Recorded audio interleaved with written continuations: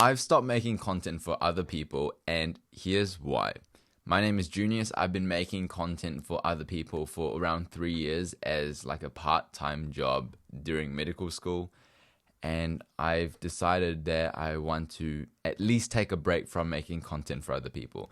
So if you're planning to start doing, freelance videography, a SMMA, a social media marketing agency, or something like that, where you have to make content or run ads for other people, here are some reasons why you might want to rethink that.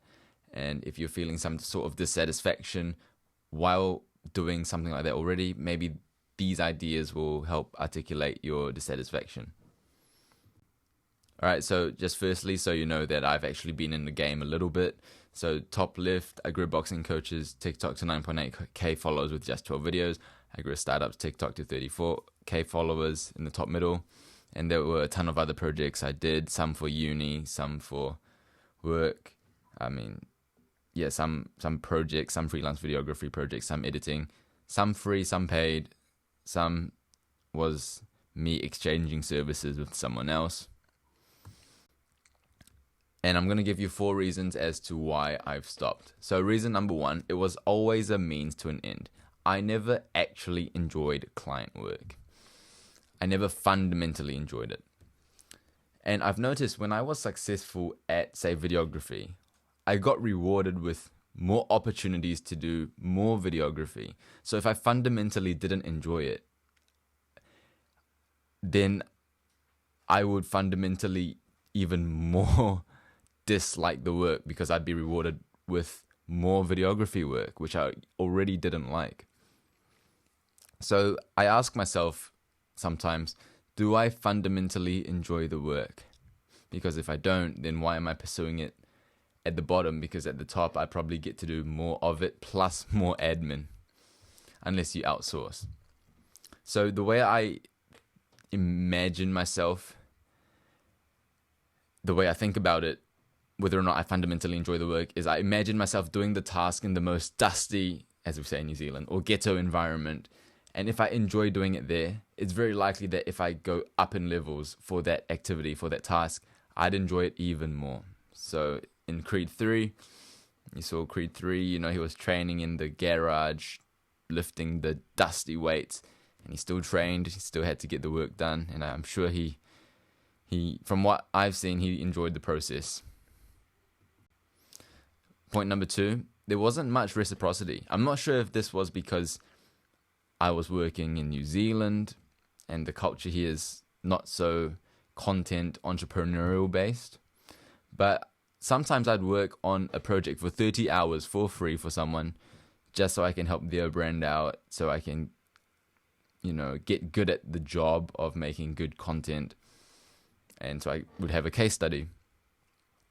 And sometimes I'd ask for a testimonial after the job has been done, after I got them thousands or tens of thousands, hundreds of thousands of views. And sometimes they wouldn't even spend 30 seconds to film me a video testimonial, even though I spent 30 hours doing the job. And maybe this was on me because it was my fault for not agreeing on terms before doing the work. But that really upset me. But if we examine this a bit further, when the work is a means to an end, I depend on the end for the satisfaction of the work, right? So I'm dependent on their video testimonial or their feedback or their validation in order for me to feel complete and happy and whole. Whereas if videography was an end in itself, if the work was all that mattered to me and I didn't even care whether or not I got the validation or the case study or the testimonial, then it doesn't matter because it would have been an end in itself. I would be happy just doing the work for the sake of doing the work. But I guess that wasn't the case for doing work for other people. And I became needy for validation, needy for the testimonial, and it came from a position of scarcity as opposed to if it was an end in itself and I do it for free as though I was already retired and I'd still be doing it, then it comes from a place of abundance. Acting as though as I've already attained the financial freedom makes it different, and the work is different, and it feels different, and I think it bleeds into the work, whether or not it comes from a position of scarcity or abundance. So it definitely came from a position of scarcity in this case. So anyways, no reciprocity. So I decided, why not just translate all that energy, all that effort that I put into other people's brand into my own brand. I just genuinely think it's probably more efficient to grow something that way. And also, when you do client work, I'm sure you've experienced this, but it's never really your work. You know, I like to think of content as art, and art is just an expression of me in a video form or a written form. Whereas when I work for clients, clients generally have the final say, right? So they often ask me to change the font, change the clips, and sometimes change the music. And music would always piss me off, because if we look at the timeline here, every single cut I make is on the beat or linked to the music in some way. So when I change the music, I have to make every single cut different, and I have to change every single clip downhill from the very start. So pretty much every single clip that has music time to it, and that always frustrated me. So it was never really my work. It could never be a full representation of who I was. And also, it diluted my attention. It was hard to focus on building my own brand on top of building other people's brands. You know, when you spread yourself so thin, you end up doing nothing. You try to do everything, you do nothing. And your creative juice is also directed to multiple things. You know, I believe we have a finite amount of creative juice, and if we spend it all for other people's brands, then it's hard to build your brand on top of that as well. So if you can do one at a time, I think that's a much better play.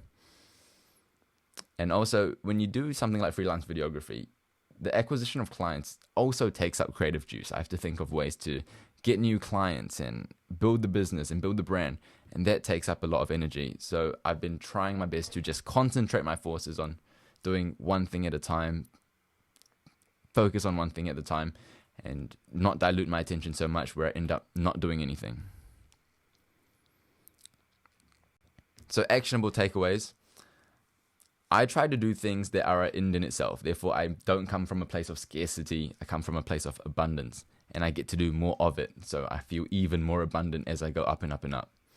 And the litmus test to decide whether or not I fundamentally enjoy the activity is I imagine myself in the most dusty environment. Would I enjoy doing it there? I've also been trying to concentrate my forces on one thing at a time now. And if something's a means to an end, the end determines the satisfaction, and it comes from a needy energy. Also, I just wanted to mention, there's this amazing book by Rubin, and he talks about you just being the vehicle that the universe uses to create the work. You're not creating the work, you're just the passageway for the universe to use in order for that work to create itself in the world. And if you don't act upon a creative thought immediately, then that project will be sent to another being to express into the world.